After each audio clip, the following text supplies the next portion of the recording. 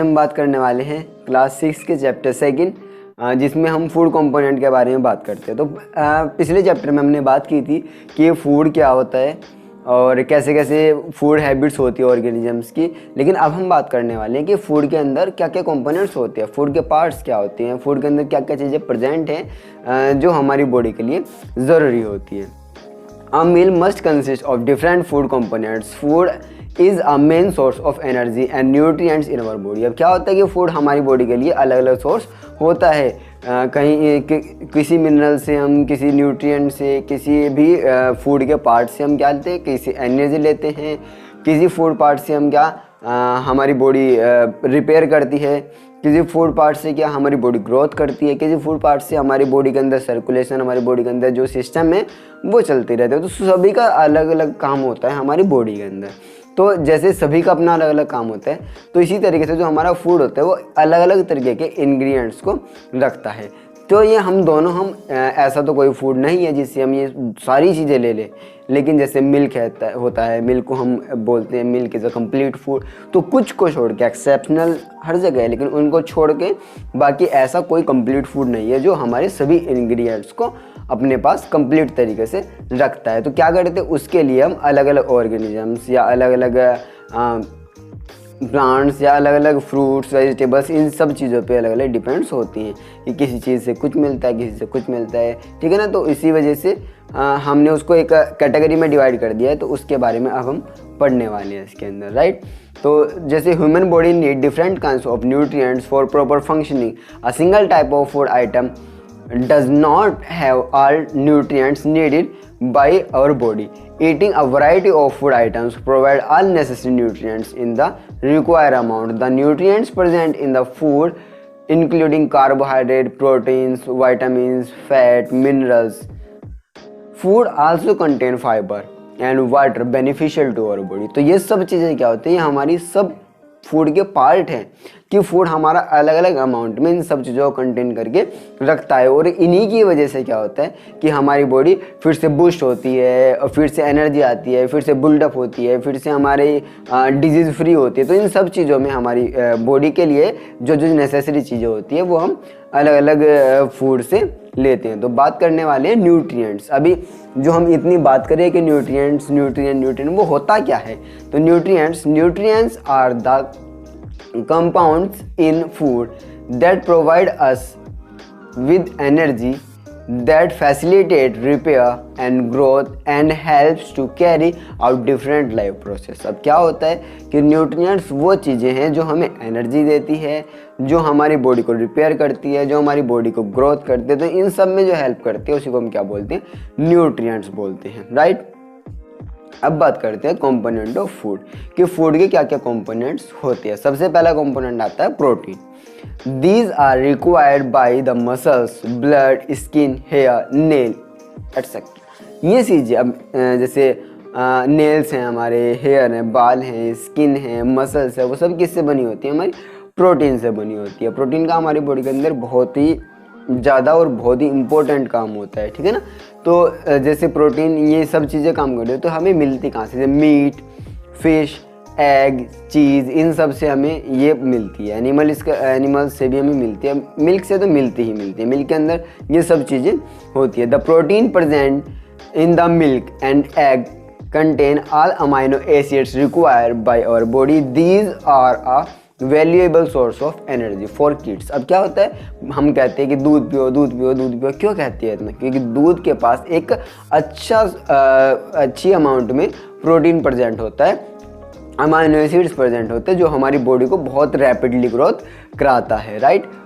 तो इसके एग्जांपल क्या क्या हैं, जैसे एग, मीट, इन सब से हमें क्या मिलता है, प्रोटीन मिलता है, राइट। अब उसके बाद बात करने वाले हैं कार्बोहाइड्रेट के बारे में। तो कार्बोहाइड्रेट क्या होता है, these provide energy to the body tissue. These are obtained mainly from plant source such as wheat, rice, maize, potato, peas, beans and fruits. तो इन सब चीज़ों से हमें मिलता है। तो क्या होता है कार्बोहाइड्रेट हमें क्या करता है, energy giving. Carbohydrate including energy giving food की, जैसे हम दौड़ते हैं, भागते हैं, दौड़ना भागने की बात है, जैसे हम खाना खाते हैं, बोलते हैं, गाना गाते हैं, खेलते हैं, हंसते हैं, चलते हैं, कोई काम करते हैं, कि कहीं लटकते हैं या फिर कुछ भी काम करते हैं, ठीक है, तो उसमें हमें किसकी ज़रूरत होती है? एनर्जी की ज़रूरत होती है। तो एनर्जी कहाँ से मिलती है? कार्बोहाइड्रेट। दैट्स वाई, इसी वजह से हम कार्बोहाइड्रेट को क्या बोलते हैं? एनर्जी गिविंग फूड बोलते हैं। तो ये कहाँ से मिलता है? जैसे वीट, पोटैटो, राइस, इन सब से हमें मिलता है। उसके बाद बात करने वाले हैं फैट्स का। अब देखिए, हमें पता है फैट, हम सोचते हैं कि भैया ये फैटी है, ये फैटी है, ये फैटी है। अरे भैया, हम दूसरे को बोल रहे हैं, हम दूसरे को देख के कि हाँ भाई किसी के अंदर अगर फैट अमाउंट ज़्यादा है तो उसको हम बोलते हैं फैटी, हमें नहीं होना है फैटी। लेकिन नहीं, हमारी बॉडी को भी फैट की बहुत ज़रूरत होती है। किस चीज़ में ज़रूरत होती है?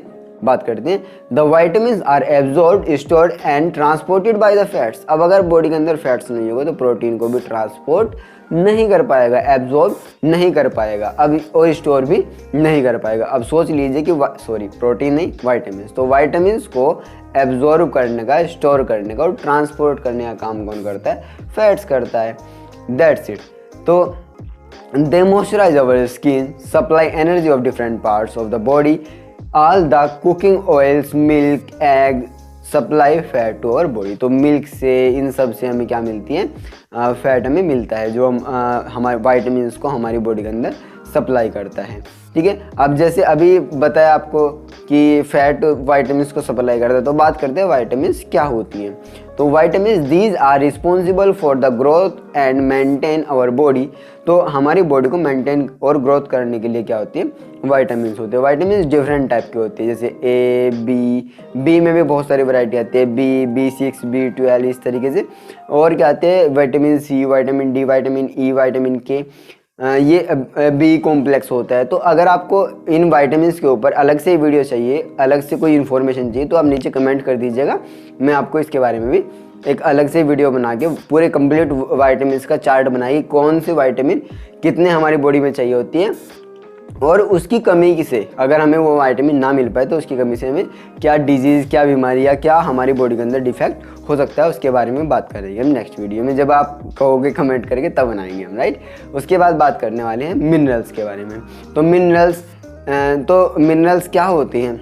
जैसे बाकी चीज़ें ज़रूरत होती है हमारी बॉडी की, ऐसी तरीके से मिनरल्स भी हमारी बॉडी में उतनी ही ज़रूरत होती है।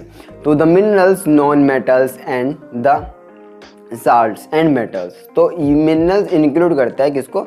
मेटल्स को, नॉन मेटल्स को और उनके साल्ट्स को। तो ये क्या करते हैं? ये हमारी बॉडी को हमारी बॉडी के अंदर बहुत एक स्पेसिफिक अमाउंट में रिक्वायर होती हैं। ये हमारी बॉडी के अंदर ग्रोथ करते हैं, हमारी बॉडी के अंदर बहुत सारे फंक्शनिंग करते हैं। जैसे हमारी बॉडी के अंदर सेल जो होती है वो आपस में बातें करती हैं, तो बहुत सारी चीज़ों को सप्लाई करते हैं। तो सप्लाई करने के लिए भी मिनरल्स की ज़रूरत होती है। जैसे कैल्शियम आयन होते हैं, कैल्शियम, आयरन, वो एक दूसरे के ट्रांसपोर्ट करते हैं, तो हमारी बॉडी के अंदर सिग्नल्स जाते हैं। सिग्नल्स का मतलब होता है कम्युनिकेट करती है हमारी बॉडी, राइट। कम्युनिकेट का मतलब वो फंक्शनिंग करने के लिए उनको क्या क्या चीज़ें, इन्फॉर्मेशन इधर से उधर भेजने का जो काम करती है उसको हम एज अ कम्युनिकेशन बोलते हैं, राइट। तो जैसे वो मिनरल्स होते हैं, तो मिनरल्स में क्या क्या इंपॉर्टेंट है, हमारी जो मेन सोर्स हैं वो कौन कौन से होते हैं? जैसे आयरन हो गया, फास्फोरस हो गया, आयोडीन हो गया, कैल्शियम हो गया, हमारे मोस्ट इंपॉर्टेंट मिनरल्स हमारी बॉडी में होते हैं। उसके बाद बात करते हैं रफेज। अब देखिए, अब हमने ये सभी चीज़ें बता दी आपको कि हमारी बॉडी के अंदर वाइटामिन्स, कार्बोहाइड्रेट, फैट, प्रोटीन, ये सब चीज़ें हमारी बॉडी के अंदर ज़रूरत होती है। लेकिन उसको लेके कौन जाएगा, राइट। उनको कंटेन करके कौन जाता है? तो कंटेन करके हमारा रफेज जाता है, क्योंकि रफेज डाइजेस्ट नहीं हो पाता, ठीक है ना। लेकिन अगर फ्लैपी पार्ट, अगर फ्रूट के अंदर फ्लैपी पार्ट नहीं होगा तो प्रोटीन, विटामिन, वाटर कहाँ भरेगा? नहीं भर पाएगा उसमें, नहीं उसमें आ पाएगा, ठीक है। तो the indigestible portion of food containing mainly of plant cellulose is known as roughage और fiber। तो ये क्या होते हैं? ये इस तरीके से जो प्लांट्स का जो रफेज वाला पार्ट होता है वो हमारा न्यूट्रिएंट्स को कंटेन करके रखता है। जैसे सेल्यूलोज हमारी बॉडी के अंदर डाइजेस्ट नहीं हो पाता तो एज अ रफेज वो हमारा बाहर आ जाता है, ठीक है। तो ये रफेज भी हमारी बॉडी के लिए बहुत ज़रूरी होता है। तो यहाँ तक कि ये आपका फर्स्ट पार्ट था इस चैप्टर का। तो बाकी जो फर्दर नॉलेज है, बाकी जो टॉपिक्स हैं वो हम नेक्स्ट पार्ट में इसी में बात करेंगे, राइट। Thank you.